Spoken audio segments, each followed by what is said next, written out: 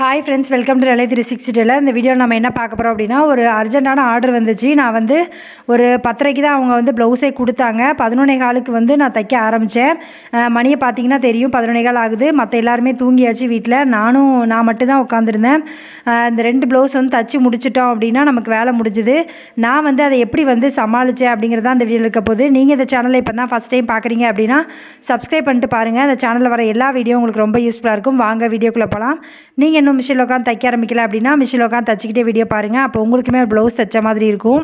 இந்த ப்ளவுஸை வந்து தைக்க கொடுக்கும்போது மணி 10:30 மணி இருக்கும். அவங்க வந்து ஒருத்தங்கிட்ட கொடுத்துருக்காங்க. அந்த ப்ளவுஸை வந்து அவங்க வந்து தைக்க மறந்துட்டாங்களா, இல்லை வந்து அவங்களுக்கு வேறு ஏதாவது ப்ராப்ளம்னால என்னால் தைக்க முடியலன்னு சொன்னாங்களான்னு எனக்கு தெரில. அவங்க வந்து எனக்கு ஃபோன் பண்ணி அந்த அக்கா வந்து எனக்கு கேட்டாங்க. பக்கத்து வீட்டில் வந்து சொன்னாங்க, நீங்கள் தைக்கிறீங்கன்னு, எனக்கு இந்த ப்ளவுஸ் தைச்சி தர முடியுமா அப்படின்னு கேட்டாங்க. நானுமே கொண்டு வாங்க அப்படின்னு சொல்லிட்டேன். நான் வந்து நினச்சது என்னென்னா, மறுநாள் காலையில் கேட்பாங்க ஒரு 10 மணிக்கு அப்படின்னு நினச்சேன். ஆனால் அவங்க காலையில் காலேஜுக்கு வந்து அவங்க கட்டிட்டு போகிறதுக்கு வேணுமா. மணி வந்து அவங்க கொடுக்கும்போது என்கிட்ட வந்து 10:30 மணி இருக்கும். அப்போ வந்து நான் காலையில் உட்காந்து தைக்க முடியாது. ஏன்னா நான் அவங்க வந்து காலேஜுக்கு வந்து 7:15 கிளம்புறேங்காங்க. அப்படிங்கும்போது நம்ம வந்து காலையிலேயும் உட்காந்து தைக்க முடியாது. நான் வந்து என்ன நினச்சேன் அப்படின்னா, நைட்டே வந்து நம்ம முடிச்சிட்டோம் அப்படின்னா நிம்மதியாக வந்து தூங்கலாம். இல்லைனா நமக்கு வந்து டைம் ஆகிட்டான்னு பார்த்துட்டே இருப்போம். விடிஞ்சிட்டா பார்த்துட்டு நமக்கு வந்து அந்த டைம் வேஸ்ட் ஆகும் அப்படின்ட்டு நான் ஒரு 10:30க்கு கொடுத்த உடனே நான் கட் பண்ண எடுத்துட்டேன். எங்கள் வீட்டில் உள்ள வேலை எல்லாமே முடிச்சுட்டு தான் நான் வந்து உட்காந்துருந்தேன் 10:30க்கு. அப்படிங்கும்போது நாங்கள் தூங்க போகிற டைம் தான். சரி, நான் என்ன நினச்சேன் அப்படின்னா, அந்த 2 ப்ளவுஸ் தைச்சி கொடுத்தா நமக்கு ஒரு 500 கிடைக்கும். அதையே நம்ம வேண்டான்னு சொல்லணும் அப்படிங்கிறதுக்காக தான் நான் வாங்கினேன்.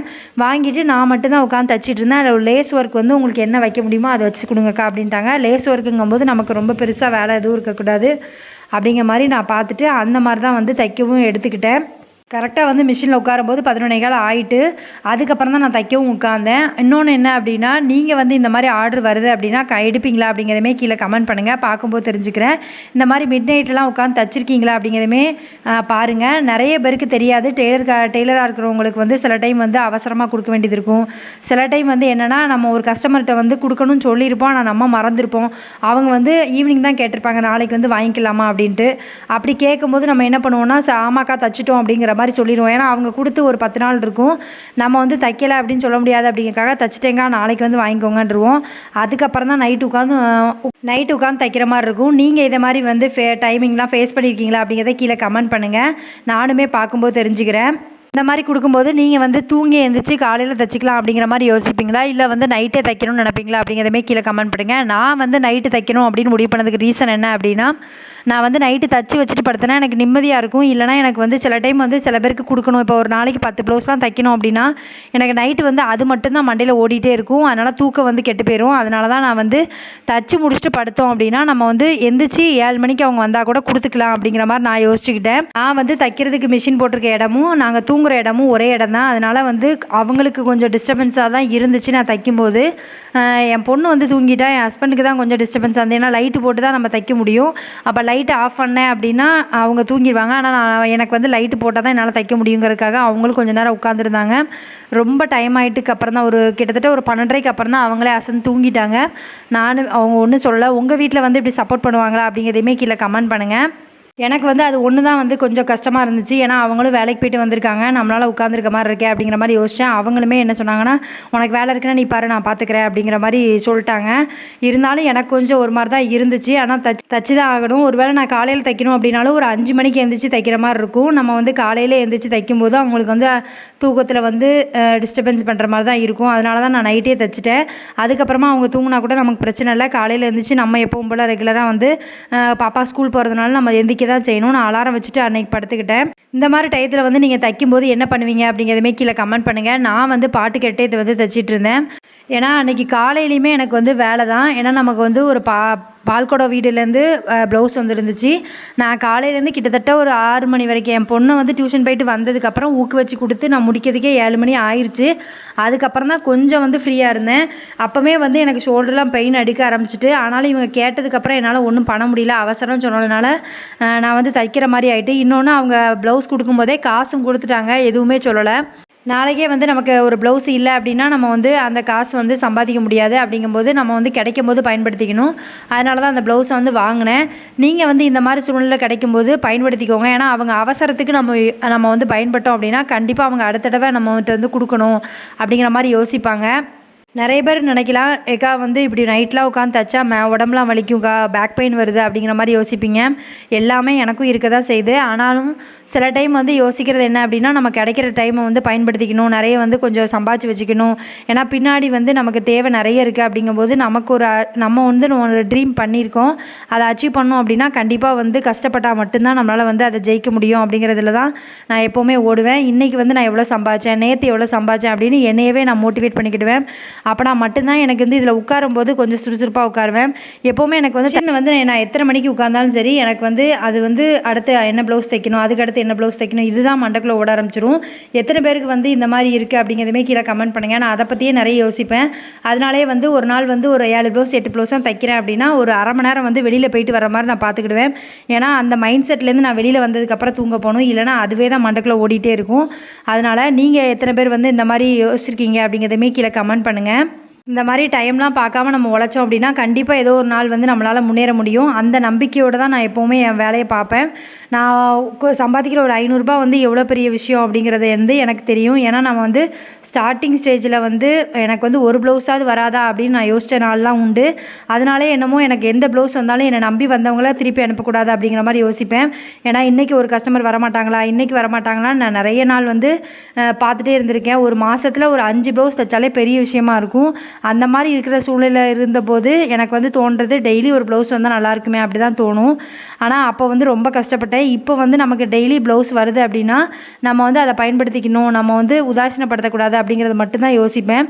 நீங்கள் எத்தனை பேர் வந்து இந்த மாதிரி யோசிப்பீங்க அப்படிங்கிறதுமே கீழே கமெண்ட் பண்ணுங்கள். வாழ்க்கையில் ஜெயிக்கணும் அப்படின்னு சொல்கிறது என்ன அப்படின்னா, அடுத்தவங்க முன்னாடி வாழ்ந்து காட்டணும் அப்படிலாங்கிறத தாண்டி நமக்குன்னு ஒரு லைஃப் இருக்குது, நம்மளுக்கும் ஒரு குழந்தைங்க இருக்காங்க, நம்ம ஹஸ்பண்ட் இருக்காங்க, நமக்குன்னு ஒரு செட்டில்டான லைஃப் வேணும் அப்படிங்கிறது மட்டும்தானே தவிர, இன்னொருத்தங்களை வந்து நான் திருப்திப்படுத்துறதுக்காக ஒரு வேலை பார்க்குறேன் அப்படின்னா கண்டிப்பாக அதை ரொம்ப நாள் வந்து என்னால் பண்ண முடியாது.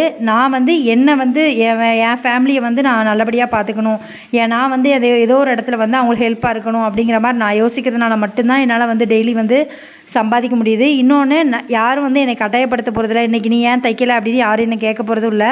நான் வந்து எனக்குள்ளே ஒரு கமிட்மெண்ட் வச்சுருக்கேன். அந்த கமிட்மெண்ட்டுக்கு ஓடிட்டுருக்கேன்.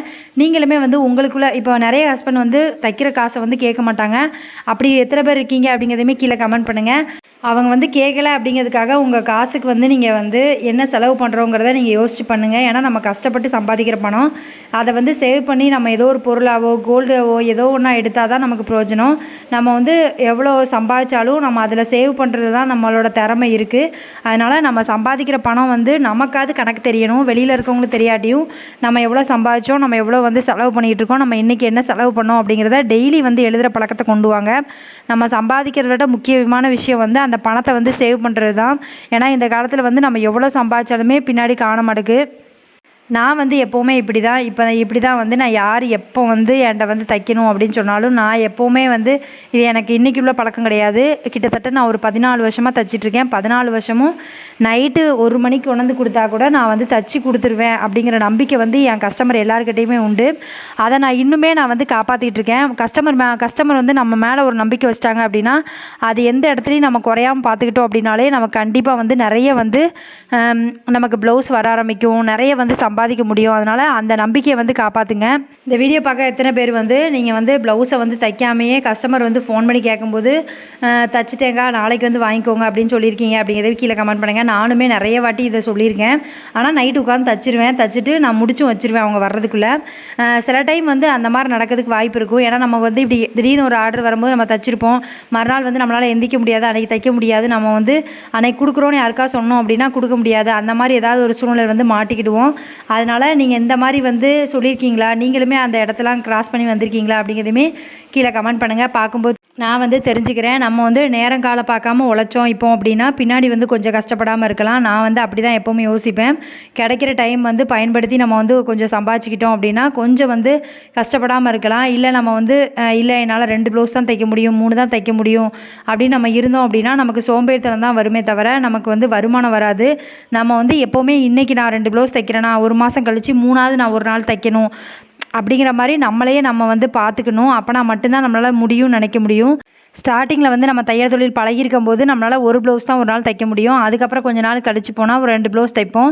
இப்படி வந்து கொஞ்சம் கொஞ்சமாக வந்து இன்க்ரீஸ் பண்ணிக்கணும். நமக்கு வந்து இந்த தொழிலை பொறுத்த வரைக்கும் ஃபாஸ்ட்டாக தைச்சா மட்டும்தான் நமக்கு வந்து ஒரு நாளைக்கு ஒரு 5 ப்ளவுஸ் 6 ப்ளவுஸ் தான் தைக்க முடியும். ஏன்னா நம்ம சாதாரண டயத்தில் வந்து 1, 2 தைச்சா பிரச்சனை இல்லை. தீபாவளி, பொங்கல் அந்த டைம்லாம் நீங்கள் 2, 2லாம் தைச்சிங்கன்னா உங்களால் மேனேஜ் பண்ண முடியாது உங்கள் கஸ்டமரை. ஏன்னா எந்த கஸ்டமரையுமே நம்ம விடவும் முடியாது. அப்படிங்கும்போது நம்ம வந்து அதுக்கு தக்கன தைக்கணும் அப்படின்னா நம்ம டைமை வந்து கொஞ்சம் ஃபாஸ்ட் பண்ணணும். அப்போனா மட்டும்தான் தைக்க முடியும். நான் வந்து இப்படி தான் வந்து தைச்சேன். இந்த 2 ப்ளவுஸையுமே நான் முடிச்சுட்டு எந்திக்கும் போது மணியை பார்த்தீங்க அப்படின்னா கரெக்டாக 1:15. நான் வந்து 2 மணி நேரம் ஏதாவது ஊக்கு வச்சுட்டேன். அதில் லேஸ் வைக்கிற வேண்டிய எல்லா வேலையும் முடிச்சுட்டு தான் நான் வந்து உட்காந்தேன், படுக்க போனேன். ஏன்னா நமக்கு வந்து காலையில் எந்திரிச்ச உடனே ஒரு 5 நிமிஷம் லேட்டாக எழுந்திரிச்சா கூட அவங்க கையில் சட்டையை கொடுத்துடலாம். இதே இது நம்ம தைக்காமல் பாதியில் வச்சுட்டோம் அப்படின்னா நம்ம எந்திரிச்சு அதையும் தைக்கணும், வீட்டு வேலையும் பார்க்கணும், பாப்பாவையும் ஸ்கூலுக்கு போகணும் அப்படின்னா ரொம்ப கஷ்டம். வந்து அந்த டைமில் வந்து நம்மளோட ப்ரெஷர் வந்து பாப்பா மேலே போகும். அதனால தான் நான் வந்து நைட்டே தைச்சேன். நீங்கள் வந்து இப்படி தான் யோசிப்பீங்களா அப்படிங்கிறதுமே கீழே கமெண்ட் பண்ணுங்கள். நீங்கள் பகலில் தைப்பீங்களா இல்லை வந்து நைட்டே தைச்சி வச்சுருவீங்களா அப்படிங்கிறதுமே கீழே கமெண்ட் பண்ணுங்கள். பார்க்கும்போது தெரிஞ்சுக்கிறேன். அதே மாதிரி ஒரு கஸ்டமர் வந்து காசு கொடுத்துட்டு ஒரு ப்ளவுஸை வந்து தச்சு கேட்குறாங்க அப்படின்னா கண்டிப்பாக அவங்களுக்கு தச்சு கொடுங்க. ஏன்னா நமக்கு வந்து காசு முதலே வந்துட்டு அப்படின்னா இன்னும் தைரியமாகவே தைக்கலாம். நமக்கு ஒரு கான்ஃபிடென்ட்டு வரும். எப்போவுமே வந்து ப்ளவுஸ் தைக்கும்போது காசு முதலே கொடுக்குறாங்க அப்படின்னா அந்த கஸ்டமர்லாம் விட்டுறாதீங்க. ஏன்னா அந்த மாதிரி கஸ்டமர் கிடைக்கலாம் ரொம்ப கஷ்டம். அதனால் அந்த மாதிரி கஸ்டமர் வந்தால் கண்டிப்பாக வந்து நீங்கள் வந்து தச்சு கொடுங்க. அதே மாதிரி இப்படி அர்ஜென்ட்டாக தைக்கும்போது எக்ஸ்ட்ரா அமௌண்ட் உண்டு அப்படிங்கிறதையுமே சொல்லுங்கள். எத்தனை பேர் வந்து எக்ஸ்ட்ரா ஒரு 10 ருபீஸாவது வாங்குவீங்களா அப்படிங்கிறதையுமே கீழே கமெண்ட் பண்ணுங்கள். பார்க்கும்போது தெரிஞ்சுக்கிறேன். சில பேர் வந்து என்ன சொல்லுவாங்க அப்படின்னா தைக்க முடியாது அப்படின்னு சொல்லிட்டோம் அப்படின்னா அவங்க எவ்வளோ நாளும் வாங்கிக்கோங்கக்கா, எக்ஸ்ட்ரானாலும் வாங்கிக்கோங்க, ஆனால் தச்சிருங்க அப்படின்னு சொல்லுவாங்க. அந்த மாதிரி கஸ்டமரையுமே நீங்கள் ஹேண்டில் பண்ணியிருக்கீங்களா அப்படிங்கிறதையுமே கீழே கமெண்ட் பண்ணுங்கள். பார்க்கும்போது நானும் தெரிஞ்சுக்கிறேன்.